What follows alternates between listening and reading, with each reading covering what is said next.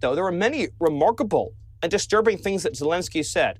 He repeatedly rejected President Trump's statement that we should pursue a ceasefire. Right. How could you reject a ceasefire? And he kept saying Europe's doing so much more than us. Well, then what do you need us for? I don't think anybody had any idea that Zelenskyy would be so impertinent, so disrespectful, so insulting to the United States of America.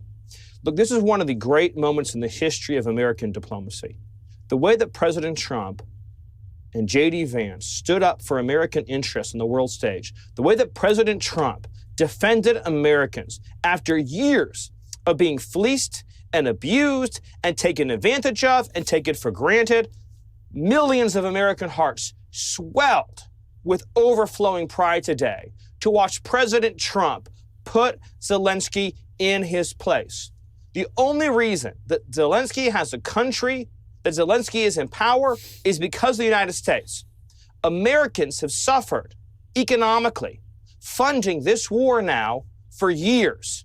American security has been degraded, our stockpiles depleted, our ability to project power in other regions of the world negatively affected to protect and defend Ukraine. Americans probably don't even know the true extent of just how much military support on multiple levels and fronts America has provided to Ukraine. And then this man shows up in the Oval Office and lectures us, says we have to do more, says we're not as good as Europe, says that we need to provide them a forever war guarantee, fight Russia till the end of time. No American watching that today says they want to send their sons and daughters to die on behalf of Zelenskyy.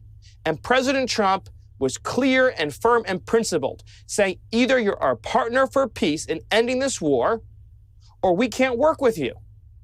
And Zelenskyy, for the first time since this has begun, finally met a Western leader willing to assert their own interests, the interests of their own country, and not bow down to and venerate this man as a messianic figure.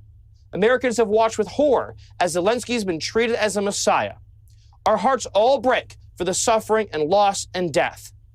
But you know what will be even worse? World War III. And today, President Trump said, we are not going to let this escalate into World War III. He defended the Oval Office, he defended the White House, and most importantly, he defended the American people. And I was honored and proud to be there to witness this moment in history. You know, what was so confusing is that Zelenskyy doesn't have a second option.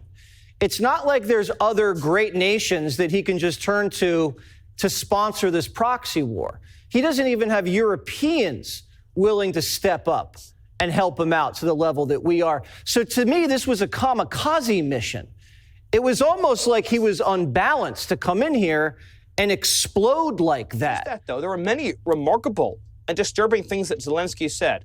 He repeatedly rejected President Trump's statement that we should pursue a ceasefire. Right. How could you reject a ceasefire? And he kept saying Europe's doing so much more than us. Well, then what do you need us for? If he's saying Europe's so great, then why are you coming and begging and pleading to us for money and protection and guarantees? President Trump is a peacemaker. He will fight for peace. He had peace for 4 years under his previous term. And today we saw what it's like to have a strong leader in the White House, and the whole world saw what it's like to have a strong leader for America.